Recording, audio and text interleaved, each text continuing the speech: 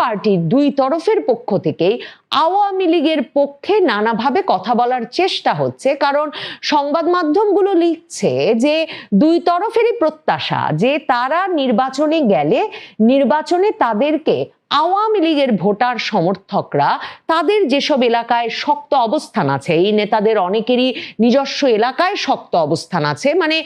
জাতীয় পার্টি এরশাদ অংশ যেটা, জিএম কাদের অংশ যেটা, তার হয়তো উত্তরাঞ্চল রংপুর ছাড়া আর সর্বত্র একরকমের সাংগঠনিক কার্যক্রম দুর্বল হয়ে গেছে। কিন্তু এই যে আনিসুল ইসলাম মাহমুদ অংশটা, যেখানে এসে জাতীয় পার্টি থেকে ভেঙে বেরিয়ে যাওয়া অনেক নেতারা এসে যুক্ত হয়েছেন, সেখানে 18 জন আছেন যারা একাধিকবার সংসদ সদস্য নির্বাচিত হয়েছেন এবং যাদের নিজস্ব কনস্টিটিউয়েন্সি আছে।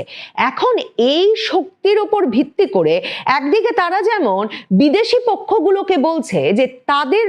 যদি নির্বাচনে অংশ নিতে দেওয়া না হয় তাহলে নির্বাচনটি আরো অংশগ্রহণের দিক থেকে প্রশ্নবিদ্ধ হবে, এবং প্রশ্নবিদ্ধ হলে যেই সরকারই নির্বাচিত হয়ে ক্ষমতায় আসুক না কেন যে দলই, সেই দল কিছুতেই একটা স্থিতিশীল সরকার গঠন করতে পারবে না।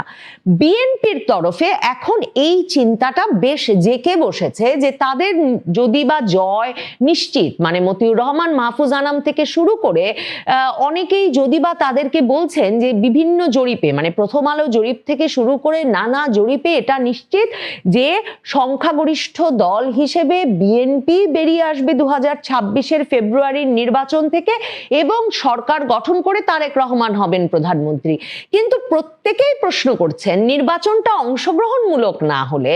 তাহলে তো কিছুতেই আসলে যে সরকার ক্ষমতায় আসবে সে সরকার বেশি দিন শান্তিতে ক্ষমতায় থাকতে পারবে না, মানে একটা স্থিতিশীলতা আনতে পারবে না। জাতীয় পার্টির তরফে এখন বিএনপির সঙ্গে যে দর কষাকষির চেষ্টা হচ্ছে, মানে এক রকমের প্রকাশ্যে অপ্রকাশ্যে সেই আলাপটা যে হচ্ছে, তার একটা প্রধান কারণ এটাই যে জাতীয় পার্টি বলছে আওয়ামী লীগের ভোটারদেরকে যদি ভোট কেন্দ্রে আনা না যায়, আওয়ামী লীগের ভোটাররা ভোট দিতে পারবেন এমন একটা প্রতীক যদি তারা না পান, এমন একটা জোট বা সমঝোতা তারা যদি দেখতে না পান, তাহলে একদিকে যেমন 40, 45, 50% পর্যন্ত ভোটার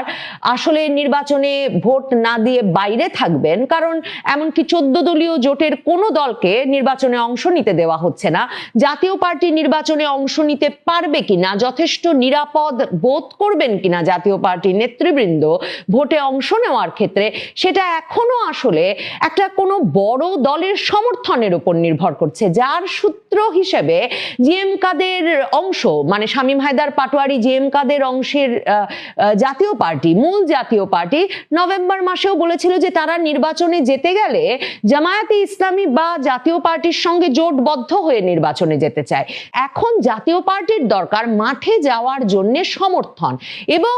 এই সমর্থন তাদেরকে যোগাতে পারে বিএনপি। বিএনপি সমর্থন দিলে বিএনপির লাভ হচ্ছে যে জাতীয় পার্টির এই বড় বড় নেতারা বিভিন্ন আসনে যদি সত্যিকার অর্থে আওয়ামী লীগের ভোটারদেরকে টেনে আনতে পারেন, তাহলে ভোটে এমন একটা নির্ভরযোগ্যতা বা বিশ্বাসযোগ্যতা তৈরি হবে। অংশগ্রহণমূলক নির্বাচন না হলে, নির্বাচনটায় পার্টিসিপেশন কম হলে, মানে ভোটার উপস্থিতি যদি 10-15% হয়, তাহলে তো কোনো লেজিটিমেসি, কোনো বৈধতা পাবে না সেই নির্বাচিত সরকার। সেই আশঙ্কা থেকেও কিন্তু বেরিয়ে আসতে পারবে যদি এমন একটা জোট বিএনপি গঠন করে ফেলতে পারে বা সমঝোতায় যেতে পারে, যার ফলে মনে হবে যে এই সমঝোতায় আওয়ামী লীগের সায় আছে। আওয়ামী লীগ সভানেত্রী শেখ হাসিনা কিন্তু পরিষ্কার করে আন্তর্জাতিক সংবাদ মাধ্যমগুলোতে বলে এসেছেন এবং নেতা কর্মী সমর্থকদের উদ্দেশ্যে সামাজিক যোগাযোগ মাধ্যমে যত বক্তব্য রাখছেন, এমনকি এই মানে তারেক রহমান ফেরবার পরেও যে বক্তব্য রেখেছেন সেখানেও পরিষ্কার করে বলেছেন প্রহসনের নির্বাচনে আওয়ামী লীগের নেতাকর্মী সমর্থকেরা ভোট দিতে পারবে না। 2008-এও আওয়ামী লীগ 48% ভোট পেয়েছে এই এত বড় সংখ্যক ভোটারকে বাইরে রেখে, এর সঙ্গে 14 দলীয় জোটের ভোটারদেরকে বাইরে রেখে যে নির্বাচন হবে, সে নির্বাচনে যেই দলই নির্বাচিত হয়ে আসুক তারা ক্ষমতায় বেশি দিন থাকতে পারবে না, কারণ তারা কোনো বৈধতা পাবে না। কিন্তু বিএনপির তরফে এই শেষ চেষ্টা হিসেবে, মানে এই নির্বাচনকে বৈধতা দেওয়ার ক্ষেত্রে একটা ভালো কৌশল হতে পারে জাতীয় পার্টিকে একটা সমঝোতায় আনা, সেটা কিন্তু জিএম কাদের অংশ যেমন বোঝাচ্ছে, আনিসুল হক মাহমুদ অংশ সেটা বোঝাচ্ছে। জিএম কাদের কিন্তু এই কথা আর গোপন রাখেন নাই, তিনি রংপুরে তার বাসভবনে বসে বলেই ফেলেছেন যে বিএনপির সঙ্গে জাতীয় পার্টির জোট হওয়ার হয়তো এখন আর সুযোগ নাই, আর জোট হয়ে তো এবার আসলে তেমন কোনো লাভও হচ্ছে না গণপ্রতিনিধিত্ব অধ্যাদেশে পরিবর্তনের পরে, কারণ জোটভুক্ত হলেও আসলে দলে যোগ না দিলে যার যার প্রতীক নিয়েই তাকে নির্বাচন করতে হচ্ছে। জিএম কাদের তাদের আসলে কি নিয়ে দর কষাকষি হচ্ছে সেটা কিন্তু সংবাদ মাধ্যমের সঙ্গে আলোচনা একরকম পরিষ্কার করেছেন। তিনি যদিও বলেছেন বিএনপির সঙ্গে আমাদের কোনো আলোচনা হয় নাই, কিন্তু তিনি এই নির্বাচনের বাকি আর কদিন, মনোনয়নপত্র জমা দেওয়ার শেষ দিন, এমন সময়ে তিনি বলছেন যে আসন ভিত্তিক সমঝোতা হতে পারে বিএনপির সঙ্গে, যেখানে জাতীয় পার্টির প্রার্থী দুর্বল সেখানে বিএনপির প্রার্থীকে সমর্থন দেওয়া যেতে পারে, আবার যেখানে জাতীয় পার্টির ভালো প্রার্থী রয়েছে সেখানে বিএনপি সমর্থন দিলে যদি প্রার্থীরা জয়ী হন তাহলে এমন সমঝোতার আলোচনা হতে পারে যদি তারা চান। কারণ বিএনপি দেখছে, মানে জামায়াতে ইসলামী তো এক অভূতপূর্ব জোট করে ফেলেছে, কয়েক দফায় এই নিয়ে কথা বলেছি যে ইসলামী আন্দোলন বাংলাদেশ, খেলাফত মজলিস, মানে হেফাজতে ইসলামের এক অংশ, জাতীয় নাগরিক পার্টি, তরুণদের দল মিলিয়ে জামায়াতে ইসলামী এমন একটা সমঝোতা করেছে যে একটা বড়, মানে তারা যেটা বলছে যে ইসলামী সকল দলের ভোট এক বাক্সে পড়ার ব্যবস্থা করেছে, মানে একটা ঐক্য গড়ে তুলেছে। অন্যদিকে মাঠ থেকে বিএনপির নেতৃবৃন্দ টের পাচ্ছেন, যে কারণে তারেক রহমান ভার্চুয়াল সভাগুলোতে নিয়মিত বলছিলেন নেতাকর্মীদের যে এবারের নির্বাচন কিন্তু সহজ হবে না। এমনকি লন্ডনে তার সর্বশেষ সভাতেও তিনি কথা বলে এসেছেন যে নির্বাচন এবার সহজ হবে না। কাজেই তাদেরকে এই হিসাব নিকাশগুলো করতে হচ্ছে। বিএনপি বুঝতে পারছে যে আওয়ামী লীগের ভোট টানতে পারলেই কেবল একদিকে যেমন নির্বাচনে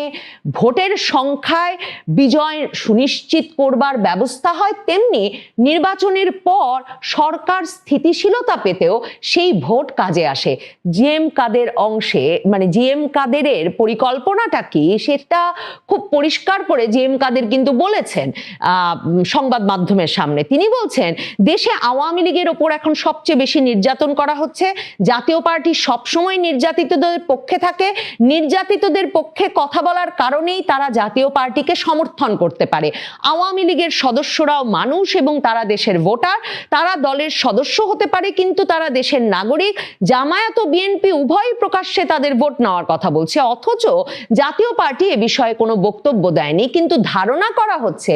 আওয়ামী লীগের বড় একটি ভোট ব্যাংক লাঙ্গলের পক্ষে যেতে পারে। তাদের ভোট পাওয়া কি জাতীয় পার্টির অপরাধ হবে? তারা তো দেশের নাগরিক, তাদের দেশ থেকে বিতাড়িত করা হয়নি। আওয়ামী লীগের সঙ্গে ঘনিষ্ঠতার বিষয়টি যেমন বিএনপির সঙ্গে দর কষাকষিতে জাতীয় পার্টি ব্যবহার করছে, যে আমরা বরাবর আওয়ামী লীগের নির্যাতনের বিপক্ষে যেহেতু বলেছি, আওয়ামী লীগের ভোটাররা আমাদের ভোট দেবেন, কাজে আমাদের সঙ্গে সমঝোতায় আসুন, তেমনি আনিসুল ইসলাম মাহমুদ পক্ষ এবং জিএম কাদের পক্ষ দুতরফেই এই যুক্তিটাও দেওয়া হচ্ছে যে দেশের মানুষ এখন সত্যিকার অর্থেই একটা মধ্যপন্থার সমঝোতার দিকে যেতে চায় এবং তারা চায় পরীক্ষিত ব্যক্তিদের একটা সরকার, যে সরকার গত 15-16 মাস ধরে বাংলাদেশের মানুষ যে ভয়াবহ অস্থিরতা আর অস্থিতিশীলতা দেখছে তার বাইরে একটা ভরসা করার মতো, নির্ভর করবার মতো একটা সরকার গঠন করতে পারে এমন একটা সমঝোতা বা জোটের সম্ভাবনা বাংলাদেশের ভোটাররা এখন দেখতে চায়। মানে জাতীয় পার্টির অভিজ্ঞ বর্ষিয়ান নেতারা, কয়েক দফার মন্ত্রী থাকা এই শীর্ষস্থানীয় নেতারা তাদের সেই অভিজ্ঞতার বিষয়টিও বিএনপির সঙ্গে আলাপ করছেন এবং বলছেন আওয়ামী লীগ বিরোধিতার চাইতে একটা স্থিতিশীলতার রাজনীতি উপহার দেওয়ার প্রতিশ্রুতি হয়তো তাদেরকে এখন নির্বাচনে একটা ভালো ফল এনে দিতে পারে এবং সেটাই হতে পারে জাতীয় পার্টির সঙ্গে বিএনপির সমঝোতার ভিত্তি।